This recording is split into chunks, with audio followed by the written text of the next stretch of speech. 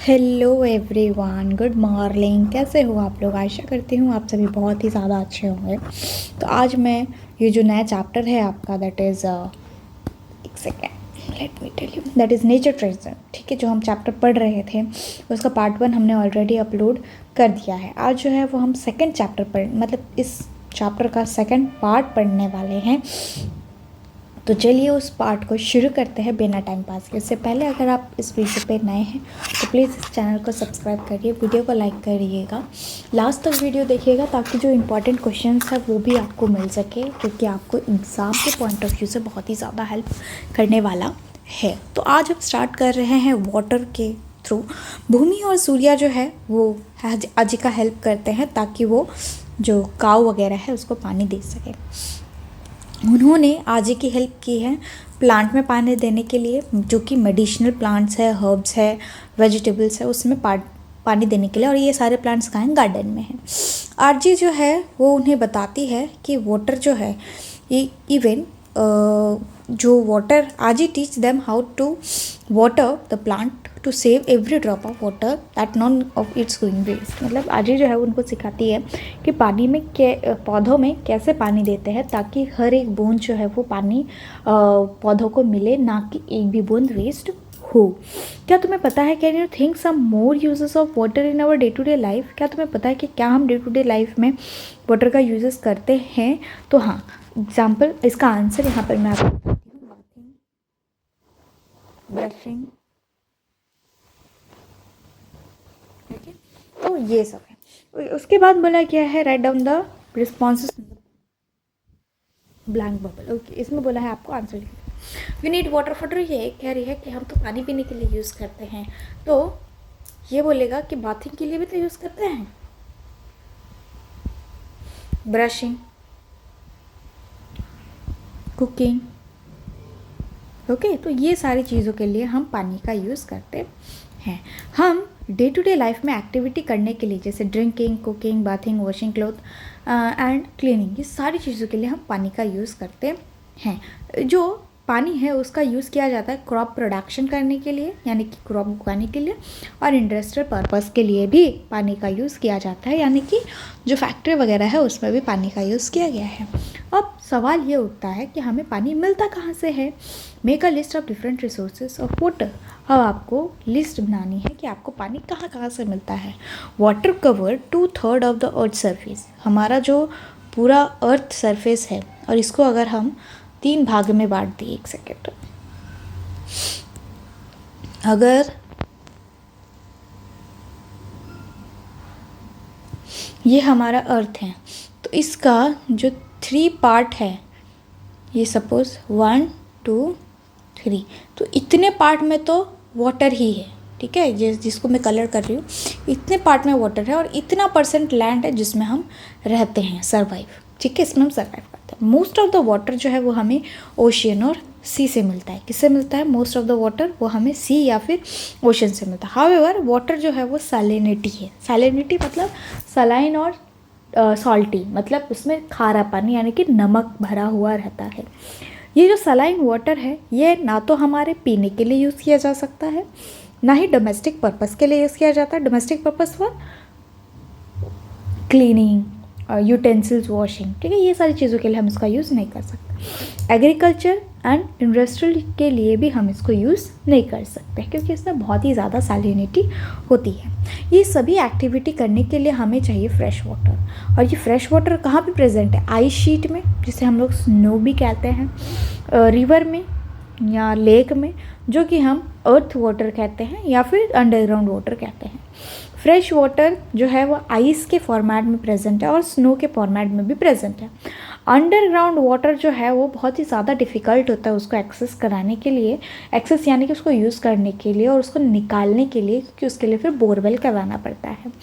बहुत ही कम अमाउंट में जो फ्रेश वाटर है वो हमारे धरती पे प्रेजेंट है, जिस कहाँ कहाँ पे प्रेजेंट है? पॉन्ड में, रिवर में, लेक में और वेल में। ठीक है, इन्हीं सभी जगहों पे जो पानी है, जो फ्रेश वाटर है वो प्रेजेंट है, और उसका यूज़ हम हमारे डे टू डे लाइफ में कर सकते हैं, और ये इजीली एक्सेसिबल है, यानी कि इजीली हम इसको यूज़ कर सकते हैं।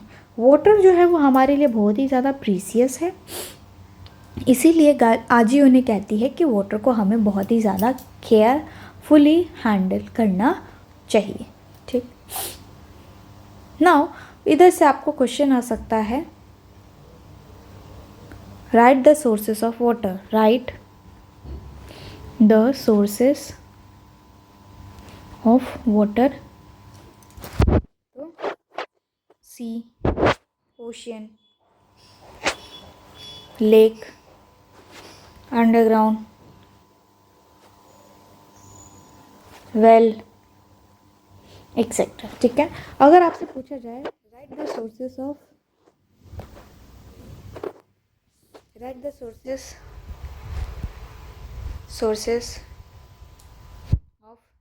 फ्रेश वाटर,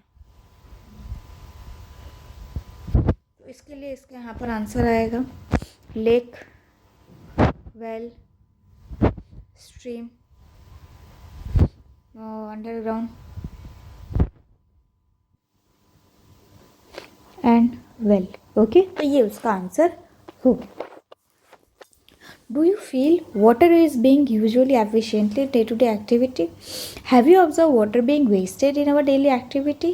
हाँ, हर जगह पे ब्रश करते हो पानी वेस्ट होता है ना, हर जगह पे। Now let us find out, चलिए अब फाइंड आउट करते हैं। बोला क्या गया है यहाँ पर, आपको बोला गया है हाउ इज़ वाटर वेस्टेड। हाथ धोते हैं तो पानी कैसे वेस्ट होता है। अब आपको बोला गया है कि सजेस्ट करो कि आप वाटर वेस्टेज को रिड्यूस कर सकते हो। ठीक है, वॉशिंग क्लोथ, वॉशिंग हैंड, जब हम हाथ धोते हैं तब टैप ओपन कंटिन्यूसली। ठीक है, reduce water, close the tap when unnecessary, washing cloth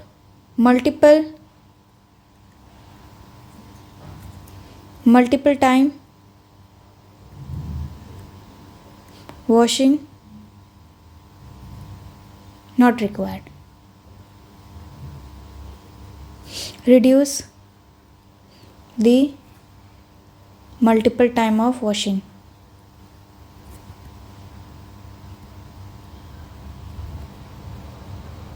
ठीक है, बाकी सारी जो है वो आप लिख सकते हो।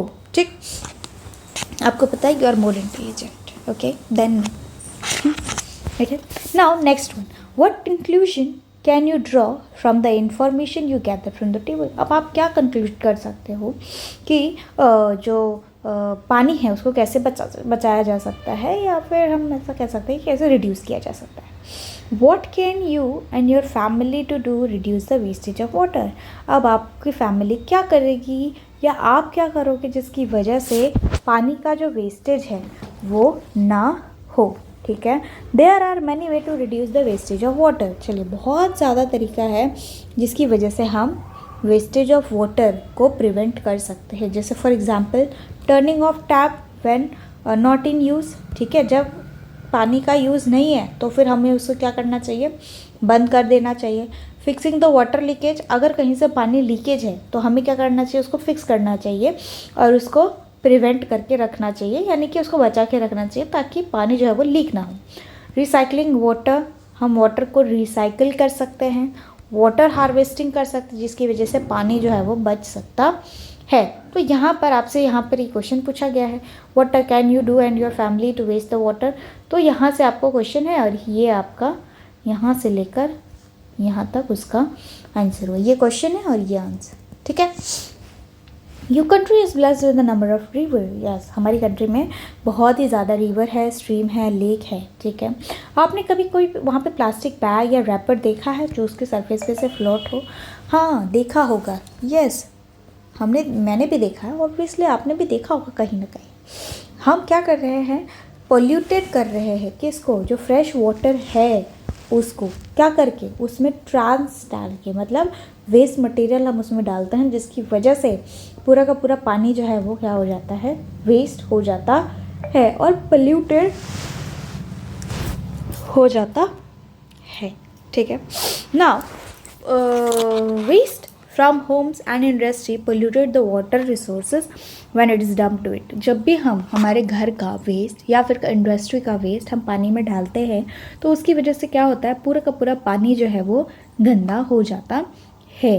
अब आपको बोला गया identify the other human activity that lead the water pollution.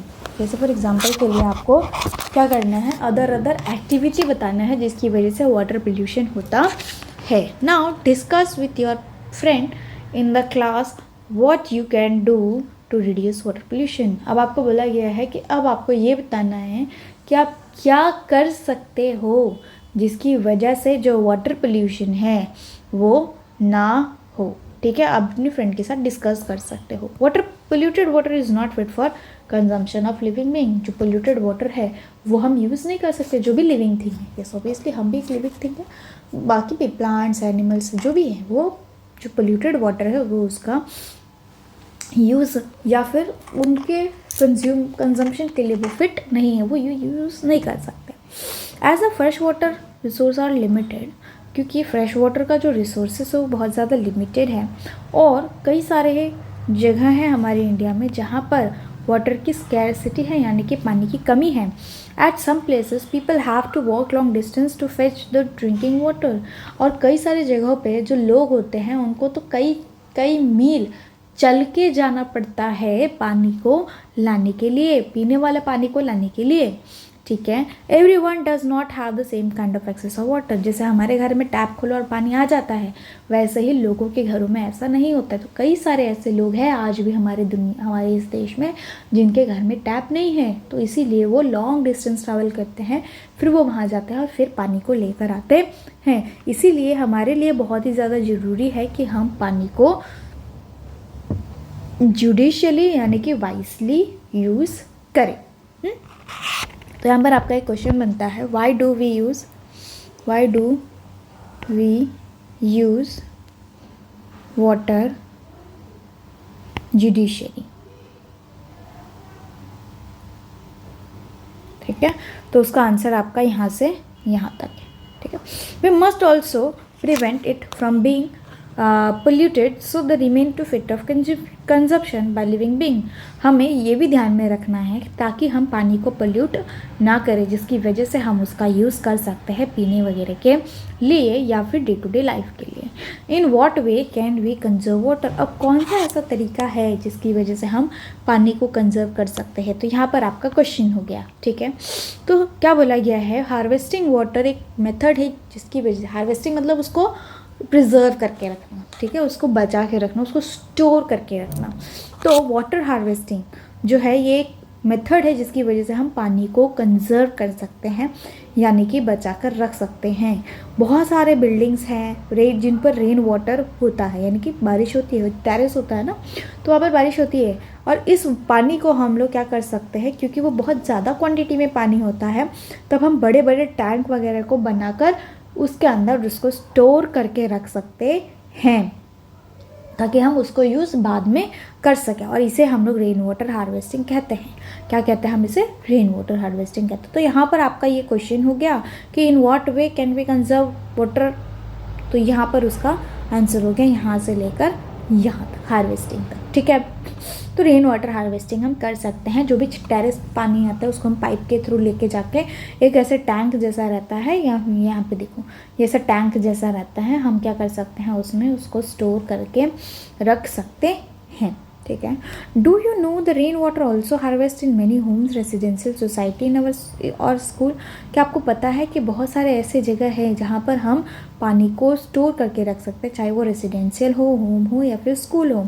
हमारे ओल्ड एज प्रैक्टिस में हमारे जो ओल्ड एज मतलब पुराने ज़माने के जो लोग होते थे वो इस रेन वाटर को हार्वेस्ट करना बहुत अच्छे तरीके से जानते हैं।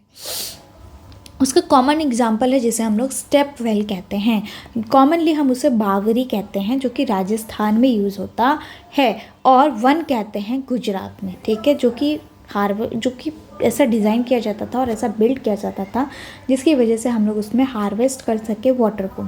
ठीक है, अगर स्कैरसिटी हो जाए पानी की, यानी कि पानी की कमी हो जाए उस रीजन में, तो फिर हम इस बावरी का यूज़ करके मतलब पानी का यूज़ करके जिंदा रह सकते थे। ये जो स्टेप वेल है ये यूनिक सिस्टम है वाटर को हार्वेस्ट करने का। ठीक है, यहाँ पर सिर्फ हम वाटर हार्वेस्ट ही नहीं, मतलब this step will have the unique system of the water harvesting. They store not only rain water but also water seep from the nearby lake and pond, the wall of the trenches, long deep holes dug in the ground. The line with the blockage stone that allow the seepage of the water. क्या बोला गया है, इसमें ना तो सिर्फ rain water का ही storage होता था, जबकि इसमें क्या किया जाता था, एक बहुत बड़े बड़े होल्स बनाए जाते थे, जिसकी मदद से अगर आसपास का कोई कुआं है या वेल है तो वो उसका पानी यहाँ पर सीप होके आ जाता था, या इसका पानी जो है वो सीप होके वहाँ पर जा सकता था। सीप मतलब पास होके जा सकता था, और बड़े बड़े जो है वो ब्लॉकेज डाले जाते थे ताकि पानी सीप हो सके सब बाहर। क्योंकि अगर तेज़ी से बहेगा तो फिर वो प्रॉब्लम क्रिएट हो जाएगा। ठीक है, सुनामी नहीं कह सकते हम, फ्लड वगैरह की कंडीशन जो है, तो इसके लिए यहाँ पर सीपेज बनाया जाता था ताकि पानी जो है वो सीप करके एक जगह से दूसरी जगह जा सके। ये ट्रेडिशनल प्रैक्टिसेस है जिसकी वजह से हम वाटर को हार्वेस्ट करके रख सकते हैं, और ये चीज़ आपको आपकी टीचर भी बताएगी। World water day was observe on 22 March every year.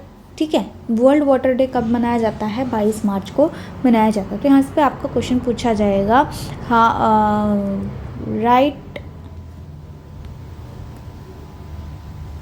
write the date of World Water Day, और when we celebrate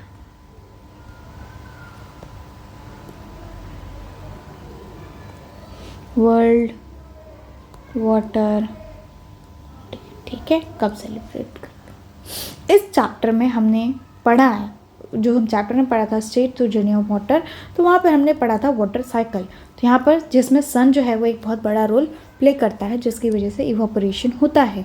ठीक है, तो आपने कभी अपनी मम्मी को जो रॉ मैंगो है उसको कभी वो अचार बनाती होंगी घर में, जब है वो अचार बनाती होंगी, या फिर आपने ग्रैंड मदर को देखा होगा घर में जो है वो क्या करते हैं, अचार वगैरह बनाते हैं। तो उस अचार में क्या किया जाता है कि उसको कट करके धूप में सुखाया जाता है। तो उसकी वजह से क्या होता है कि जो भी वाटर है उस पिकल्स में प्रेजेंट, वो क्या होता है, वो इवापोरेट हो जाता है। ठीक है, और फिर उसकी वजह से जो अचार है या फिर जो पिकल है वो बन के तैयार होता है। तो चलिए नेक्स्ट पढ़ेंगे हम लोग, that is energy of sun. Energy of sun की बात करें तो एक दिन बहुत ही ज़्यादा सनी डे था। भूमि और सूर्य जो है वो आजी की हेल्प कर रहे थे चिली सुखाने के लिए। आजी ने कहा we use heat from the sun to dry it. हम क्या करते हैं, सन का जो हीट है उसका यूज़ करते हैं ताकि हमारी जो चिली है वो ड्राई हो सके। Dried chilli when fresh one are not available. ठीक है, व्हेन यू कैन यूज़। ठीक है, बोला क्या गया है कि जब फ्रेश चिली अवेलेबल नहीं रहेगा तब हम उसके पॉइंट ऑफ व्यू में या उसके इंस्टेंट में हम ड्राई चिली का यूज़ कर सकते हैं। ठीक है, आई विल गिव यू, मैं तुम्हें कुछ दूंगी, और मतलब मैं तुम्हें इसमें से कुछ दूंगी और ये तुम अपने घर लेकर जाना। अब do you know the sun is the main source of energy on the earth. क्या तुम्हें पता है कि जो सन है वो क्या है, वो एक मेन सोर्स है हमारे अर्थ का।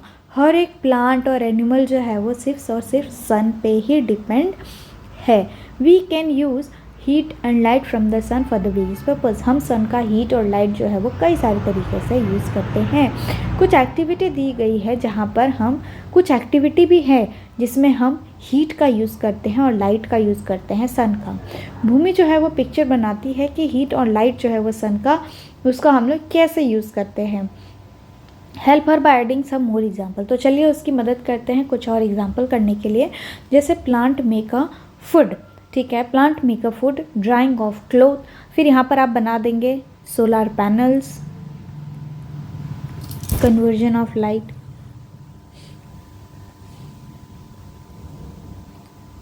Solar panels. फिर उसके बाद हम बना सकते हैं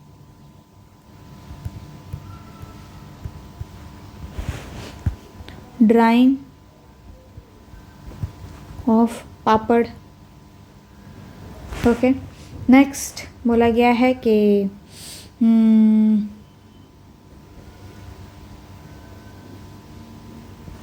और किस चीज़ का यूज़ करते हैं? हाँ,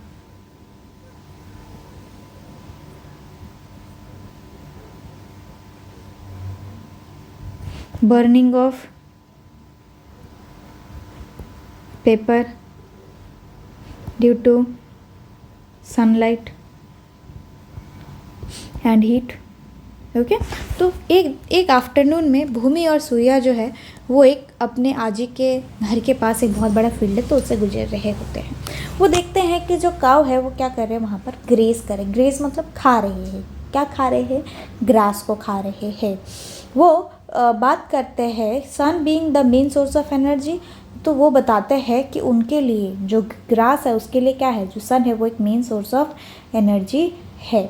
उसके बाद बोला गया look at the cow, it is grazing the grass and getting energy from it. वो कहती है कि देखो ये जो काउ है वो क्या कर रहा है, वो जो काउ है वो घास खा रहा है और फिर उस घास से उसको एनर्जी मिल रही है। Now I think this cow is getting from energy from sun. अब मुझे ऐसा लगता है कि काउ जो है वो क्या कर रहा है, काउ जो है वो सन से एनर्जी ले रहा है वहाँ पर खड़े होके। फिर वो कहती है the cow is standing in the sun but does not mean that the getting energy from the sun. हालांकि जो काउ है वो सन में खड़ा है लेकिन उसको एनर्जी सन से नहीं मिल रही है। नेक्स्ट ये कहता है कि the cow is eating grass. Cow जो है वो क्या खा रहा है, ग्रास खा रहा है। ग्रास लीफ जो है उसको क्या चाहिए, सनलाइट चाहिए ताकि वो ग्रो कर सके। इसीलिए सन जो है वो क्या है, मेन सोर्स है एनर्जी का। और इसीलिए जो काव है वो एनर्जी से जो एनर्जी है वो सन से ले रहा है। According to you who statement is correct and why. तुम्हें क्या लगता है किसका स्टेटमेंट करेक्ट है और क्यों? तो यहाँ पर इसका स्टेटमेंट करेक्ट है। ठीक है, तो वो आपको यहाँ पर आंसर में लिखना है। Sunlight help the plant to prepare food. Sunlight क्या करता है, प्लांट को हेल्प करता है ताकि वो खाना बना सके। सन जो है वो लिविंग बीइंग को हीट और लाइट प्रोवाइड करता है धरती पे, जो कि एक मेन सोर्स है एनर्जी का।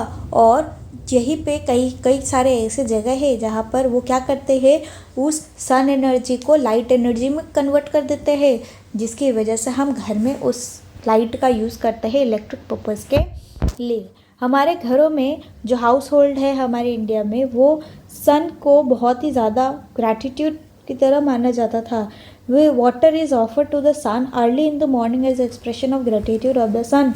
मतलब सुबह सुबह भगवान को, हमारे जो इंडियन घर है, फॉरेन का तो मुझे नहीं पता, बट इंडियन घर में क्या किया जाता था कि सुबह सुबह जब भी कोई उठता था तो वो नहा के और फिर मतलब नहा धो के फिर उसको जो वाटर है वो ऑफ़र करता था सन को और उसको वर्शिप करता था और ग्रैटिट्यूड की तरफ देखता था। कभी आपने सोलर पैनल देखा है जो कि रूफ टॉप पे यानी कि छतों पे रहता है किसी किसी के, या फिर स्ट्रीट लाइट पे भी लगी हुई रहती है जो ट्रैफिक सिग्नल पे होता है वहाँ पर। ये जो सोलर पैनल है ये सन एनर्जी को कैप्चर करता है और इलेक्ट्रिसिटी को प्रोड्यूस करता है। एनर्जी जो है वो सन से मिलता है और इसको डायरेक्टली यूज़ किया जाता है इलेक्ट्रिक पर्पस के लिए। ठीक है, कई कई जगहों पर या कई कई घरों में सोलर कुकर भी होता है या फिर सोलर वाटर हीटर भी होता है, जिसकी वजह से वो सोलर एनर्जी का यूज़ करके वो उसको क्या करता है, कुकिंग के लिए भी यूज़ कर सकता है और हीटिंग के लिए भी यूज़ कर सकता है। तो यहाँ पर आपसे पूछा जा सकता है write the uses of sun energy, write the uses of sun energy. तो यहाँ से यहाँ तक आपका आंसर हुआ। The solar panel is capture the sun energy and produces electricity. Solar panel क्या करता है, सन एनर्जी को कंज्यूम करता है और इलेक्ट्रिसिटी प्रोड्यूस करता है। वही एनर्जी जो सन की होती है वो डायरेक्टली यूज़ की जाती है कुकिंग के लिए, जिसको हम लोग सोलर कुकर कहते हैं, या फिर हीटिंग वाटर को हीट करने के लिए, जिसे हम लोग सोलर वाटर हीटर कहते हैं। ठीक है, तो चलिए आगे बढ़ते हैं। क्या बोला गया है, what will happen if the sun is not visible for few day, we may have to depend on the artificial light during the day time also. क्या बोला गया है कि अगर सन नहीं दिखेगा तो फिर क्या हो सकता है, plant do not produce, plant not able to make food for itself. So what, plant not able to make the food, ठीक है, प्लांट जो है वो अपना खाना नहीं बना पाएगा या फिर फोटोसिंथेसिस परफॉर्म नहीं कर पाएगा। तो दिन में क्या है, दिन में भी हमें आर्टिफिशियल लाइट पे डिपेंड रहना पड़ेगा। फिर क्या हो सकता है, अगर कुछ दिनों के लिए सन विजिबल नहीं होगा तो क्या हो सकता है कि क्या कहते हैं उसको,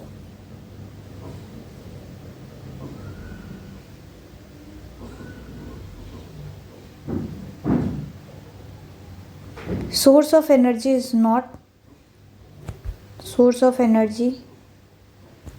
not there for human being and animal, ठीक है। फिर उसके बाद बोला गया है हम कभी भी ये इमेजिन नहीं कर सकते सन के बिना अर्थ, यानी कि अगर सन नहीं है तो फिर अर्थ भी नहीं रहेगा, क्योंकि मेन सोर्स जो है वो एनर्जी का सन ही है। सन जो है वो एक मेन सोर्स है एनर्जी का हमारे अर्थ पे। प्लांट को एनर्जी कहाँ से मिलती है, सन से, ताकि वो फूड प्रोड्यूस कर सके। इसीलिए प्लांट एनिमल जो है वो प्लांट खाते हैं बढ़ने के लिए, यानी कि ग्रो करने के लिए। हम भी फूड कंज्यूम करते हैं प्लांट और एनिमल दोनों से। ये जो साइकिल है हमारे अर्थ पे, ये पॉसिबल है सिर्फ और सिर्फ सन की वजह से, ठीक है। इसीलिए so we all are dependent on the sun is the main source of energy. इसीलिए हम सब जो है वो डिपेंडेंट है एनर्जी के लिए सन पे, ठीक है। तो यहाँ पर आपसे क्वेश्चन पूछा जा सकता है, वाई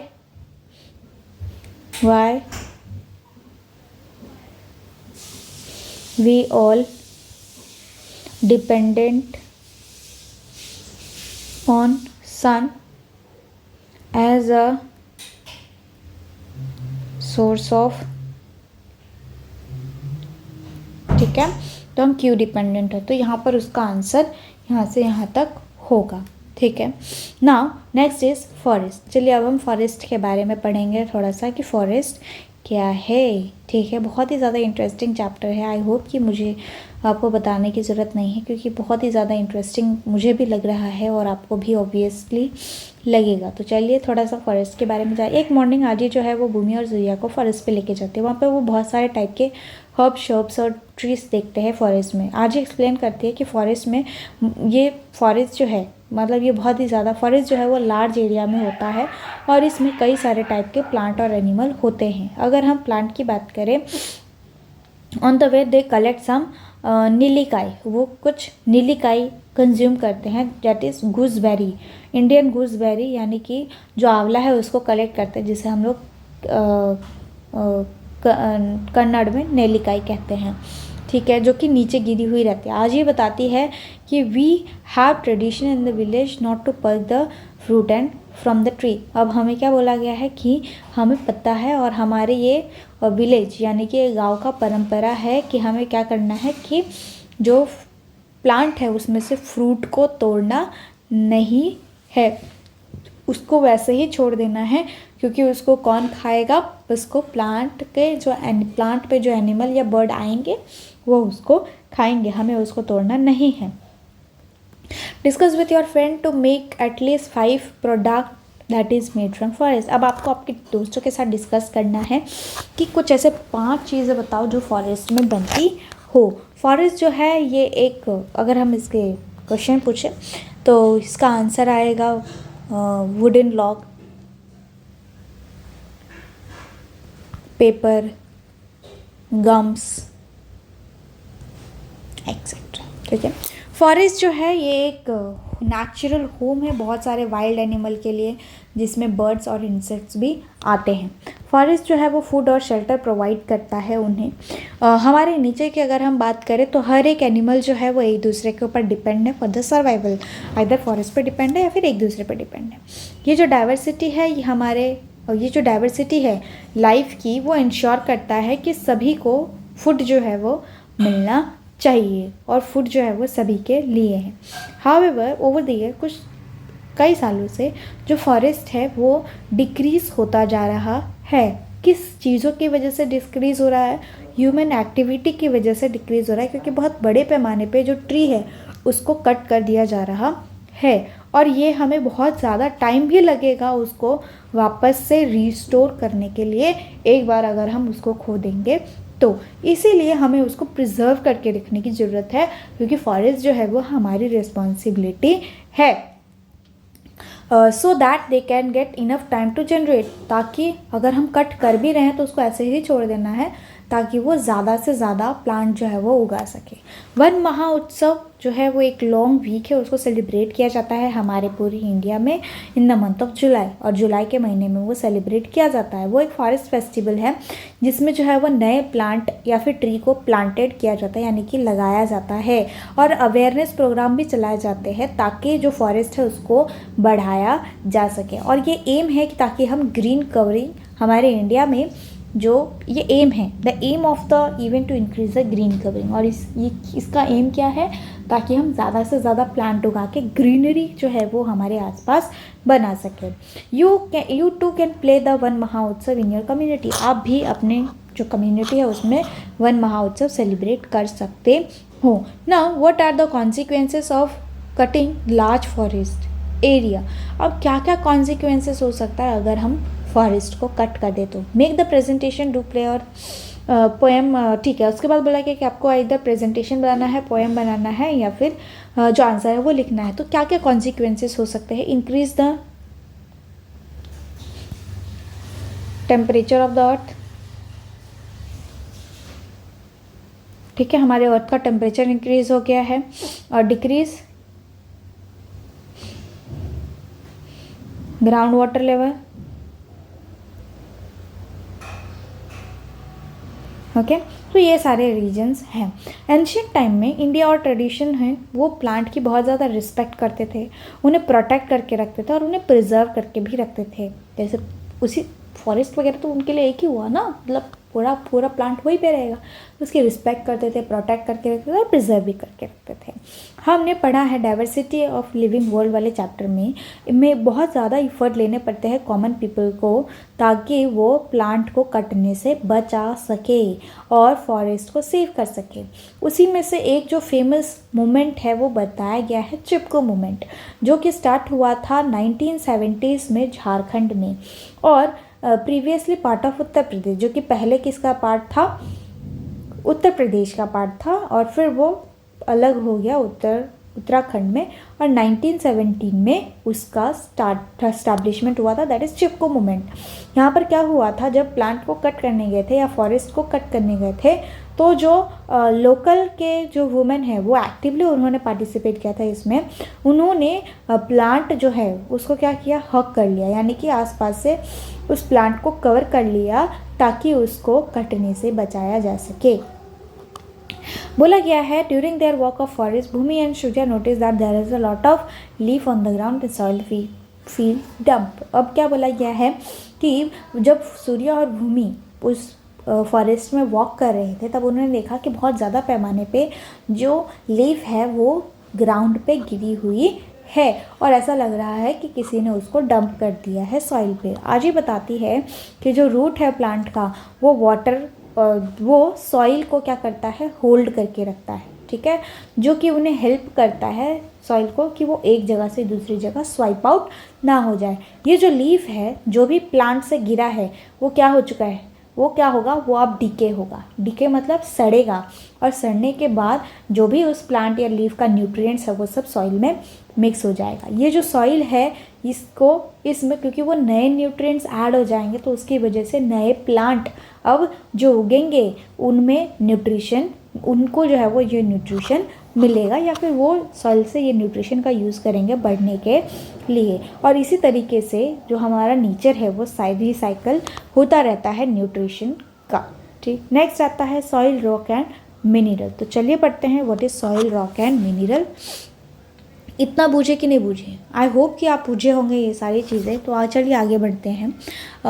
ये चैप्टर आज ख़त्म ही कर देते हैं। तो छोटा सा, बहुत छोटा सा चैप्टर बचा हुआ है। Okay now, soil, rock and mineral. Soil क्या होता है? सॉइल मिट्टी, रॉक पत्थर, यानी कि सॉइल से ही रॉक से ही पत्थर बने हैं। और मिनरल क्या होता है? ये मिनरल्स जो है वो सॉइल में या फिर वो जो रॉक है उसमें एम्बीड होता है, यानी कि उसके अंदर होता है।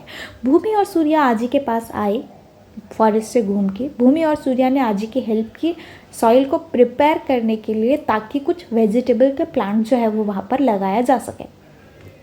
आप देख सकते हो फिगर 11.5 में वो क्या कर रहे हैं, वो इस लैंड के सॉइल को प्रिपेयर कर रहे हैं ताकि वहाँ पर हम भाजी पाला लगा सकें। आजी जो है वो उन्हें कहती है कि जो सॉइल है उसको बहुत जेंटली डग करिएगा ताकि उसके जो लंप है वो लूज़ हो जाए, यानी कि थोड़े से भुरभुरी टाइप हो जाए, भुसभुसित टाइप हो जाए। अब बोला गया है कि आपने इस चैप्टर में पढ़ा होगा living creature and exploring there characteristics, कि प्लांट जब ग्रो होते, that for plant and grow the space between the soil particle not only provide the sufficient air but also the space for root to grow easily। बोला गया है कि अगर soil और soil particle के बीच में अगर गैप हो तो वो ना तो सिर्फ और सिर्फ एयर की क्वालिटी को बढ़ाते हैं और एयर नीचे जाने में हेल्प करते हैं, वो जो जगह है दोनों सॉइल के बीच में वो क्या करते हैं, रूट को हेल्प करते हैं आगे पीछे मूव करने के लिए। भूमि और सूर्य जो है ये छोटे छोटे पैबल्स उनको दिखते हैं उस सॉइल के अंदर। कुछ रूट्स दिखते हैं प्लांट के, कुछ अर्थवॉर्म्स भी उनको सॉइल में दिखते हैं। Do you realise that earthworm is a natural agent that helping the turning and loosening of the soil. क्या तुम्हें पता है या तुम्हें ये रियलाइज़ हुआ है कि जो अर्थवॉर्म है वो एक नेचुरल एजेंट है जिसकी वजह से जो सॉइल है वो लूज़ हो सके, यानी कि थोड़ा सा भुसभुसी टाइप हो सके। जो भूमि है वो और सूर्य जो है वो आजी की हेल्प करते हैं और उसको इस एक्सपेरिमेंट के बदले समझते हैं कि 11.4 एक्टिविटी में क्या दिया गया है। क्वेश्चन बोला गया है आपको अपने हाथों को बहुत अच्छे से धोना है अगर आपने सॉइल को टच किया है तो। कुछ डिफरेंट प्लेसेस के सॉइल को कलेक्ट करना है। कुछ टाइम के बाद some time the soil that garbage carry germs that harmful to us. ठीक है, हमें हाथ को क्यों धोना है सॉइल मिट्टी छूने के बाद, ताकि अगर सॉइल में कोई हार्मफुल जर्म्स है तो वो हमारी बॉडी में ना जाए, इसीलिए हमें हाथ को प्रॉपर तरीके से सॉइल छूने के बाद धोना। इवन आप घर में भी कुछ भी चीज़ ऐसे छूते हो जो कि गंदी हो, उसके बाद आपको तुरंत आपके हाथों को धोना चाहिए। बोला गया है कि कलेक्ट द सॉइल, आपको सॉइल को कलेक्ट करना है डिफरेंट एरिया से जो कि आपके घर या फिर स्कूल के आसपास हो सकता है।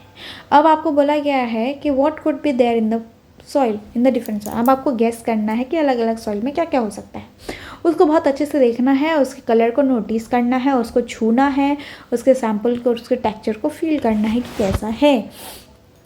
Observe the soil sample in your naked eye. फिर आपको अपनी खुली आंखों से उस सॉइल को देखना है और फिर उसके बाद मैग्नीफाइंग लेंस से भी देखना है। तो तुम्हें यहाँ पर ऑब्जर्वेशन को लिखना है कि क्या दिखा तुम्हें उसमें। तो लोकेशन कहाँ से लिया है, from soil, from after ploughing.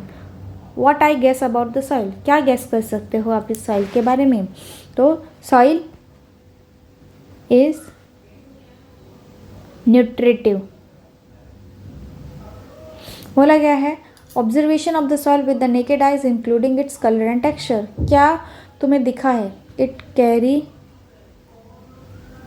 Some lump, soil lump, as well as yellow color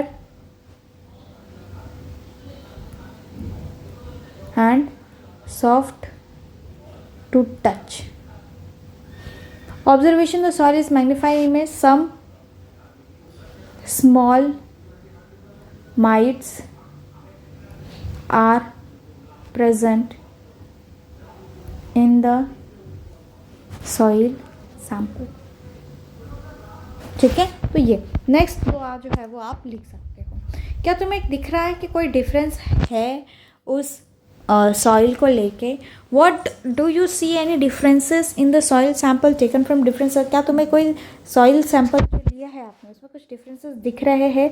अगर वो डिफरेंसेस दिख रहे हैं तो फिर वो क्या डिफरेंसेस है, और खुले आंखों से क्या डिफरेंस दिख रहे हैं, और मैग्नीफाइंग ग्लास से यूज़ करने के बाद क्या डिफरेंसेस दिख रहे हैं? बहुत सारे ऐसे सॉइल्स होते हैं जिनमें सैंड्स होते हैं, इंसेक्ट होते हैं और वॉर्म्स होते हैं, और कुछ तो ऐसे होते हैं जिसमें स्मॉल ऑर्गेनिजम्स भी होते हैं जो कि हमें हमारे खुले आंखों से नहीं देख सकते। प्लांट्स और एनिमल जो है वो भी सॉइल का ही पार्ट है, और मतलब सॉइल में ही डिकम्पोज हो जाते हैं, और उसके भी कंपोनेंट कुछ हमें दिखते हैं। जो भी सॉइल सैंपल हम कलेक्ट करते हैं डिफरेंट डिफरेंट प्लेसेस से, उसका कलर भी जो है वो डिफरेंट डिफरेंट होता है, जबकि वो डिफरेंट क्यों डिफरेंट डिफरेंट कलर होता है? क्योंकि वो डिफरेंट डिफरेंट मटेरियल कंसिस्ट करता है। तो यहाँ पर आपसे क्वेश्चन पूछा जा सकता है, why soil colour are different from place to place. ठीक है, तो यहाँ पर आपको क्वेश्चन ये पूछा जा सकता है और उसको आंसर यहाँ पर है। The soil sample collected from the different place में show different colour because of the content different material. क्यों? क्योंकि उसमें डिफरेंट मटेरियल होता है। क्या आपने कभी सोचा है कि सॉइल बनता कैसे है?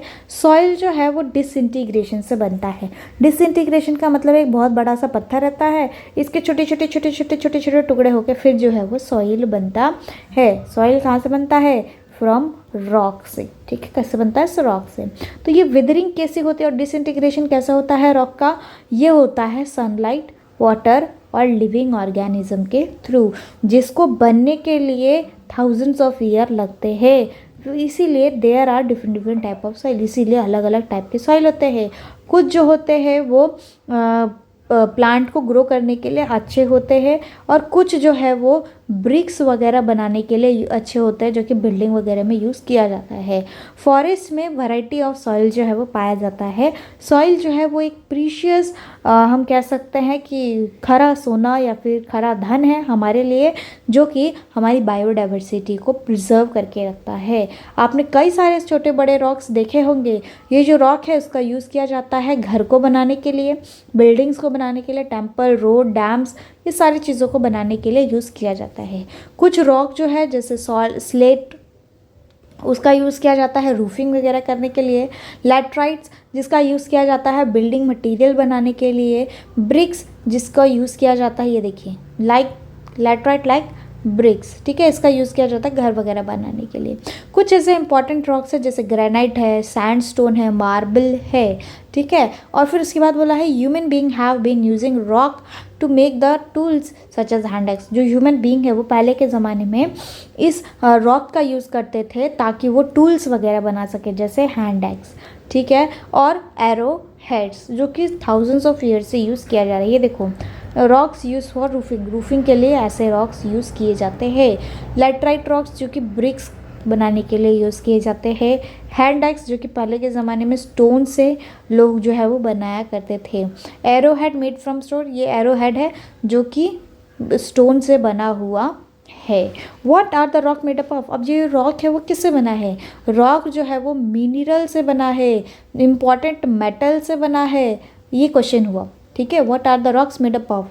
किस चीज़ से रॉक बना है? Rock are made up of mineral से बना है, मेटल से बना है, जैसे aluminium, gold, copper, iron and extract from the mineral. ठीक है, सारी चीज़ें मिनरल से ही बनी हुई है। कौन? रॉक। ठीक है, मिनरल्स जो है वो यूज़ किए जाते हैं मैन्युफैक्चरिंग करने के लिए। मैन्युफैक्चरिंग मतलब बनाने के लिए। किस चीज़ को बनाने के लिए? एरोप्लेन बनाने के लिए, कार, ज्वेलरीज, कॉस्मेटिक और इलेक्ट्रिकल इक्विपमेंट्स बनाने के लिए, और इलेक्ट्रॉनिक इक्विपमेंट बनाने के लिए भी इसका यूज़ किया जाता है। तो यहाँ पर आपका पहला क्वेश्चन हो गया, उसका आंसर यहाँ तक। ठीक है, उसके बाद यहाँ पर आपका क्वेश्चन पूछा जा सकता है, what are the uses of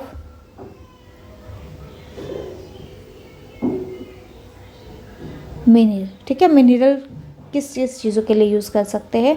तो उसका answer, mineral are use for manufacturing of airplane, jewellery, cosmetic, electric equipment and electronic equipment, ठीक है। जैसे फॉर एग्जांपल के लिए बेसिक मोबाइल फ़ोन्स जो है उसमें भी डजन्स ऑफ मिलियंस होता है, gold, silver, copper, cobalt etcetera, ठीक है। रॉक जो है वो एक इम्पॉर्टेंट और एक वाइटल रोल प्ले करता है हमारी ज़िंदगी में। हमारे ज़िंदगी में, मतलब हमारी ज़िंदगी में क्या थाउजेंड्स ऑफ ईयर लगते हैं एक रॉक को बनने के लिए, जो कि एक इम्पॉर्टेंट कंजर्वेशन है हमारी रिस्पॉन्सिबिलिटी, ठीक है।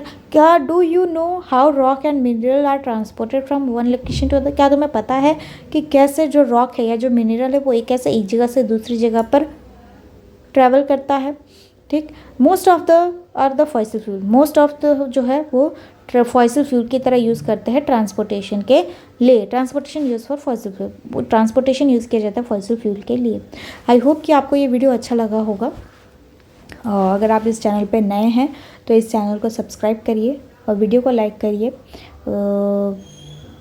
चैनल को सब्सक्राइब करने के बाद जो वीडियो है उसको आप अपने दोस्तों के साथ शेयर कर सकते हो, क्योंकि इस चैनल का मोटो ही है कि आपके साथ साथ आपके दोस्त का भी अच्छे मार्क्स आने चाहिए। नेक्स्ट वीडियो में हम कवर करने वाले हैं फॉसिल फ्यूल के बारे में। ये था पार्ट 2। पार्ट 1 ऑलरेडी अपलोडेड है, you can do and watch that video. अगर आपके पास कोई भी सजेशन है, कुछ क्वेश्चन है, you can ask me from the comment section. आपको you can ask me in the comment section, आप कमेंट सेक्शन में ये पूछ सकते हैं। यस, वीडियो अगर अच्छी लगी हो तो इसको लाइक करिए, चैनल को सब्सक्राइब करना मत भूलिएगा। आपके हाथ में जो भी है उसको फेंक के मारिए और चैनल को सब्सक्राइब करिए, ओके। ये इस क्यूरियोसिटी का सीरीज़ चल ही रहा है। ये सेकंड पार्ट था इस चैप्टर का, पार्ट 2 था, पार्ट 1 ऑलरेडी अपलोडेड है, ठीक है। पार्ट 2 भी जल्दी ही आ जाएगा। पार्ट 3 जो है वो भी आशा करती हूँ कि मैं जल्दी ही अपलोड कर दूँगी। छोटा सा पार्ट बचा हुआ है, maybe it take 3 to 4 minute और 5 मिनट, ठीक है। Till then take care for yourself and thank you so much for watching this video. We'll give you some important question on the comment section, or we'll pin that important question so that you can solve it at your home, okay. Till then, thank you so much for watching this video. Bye bye, take care.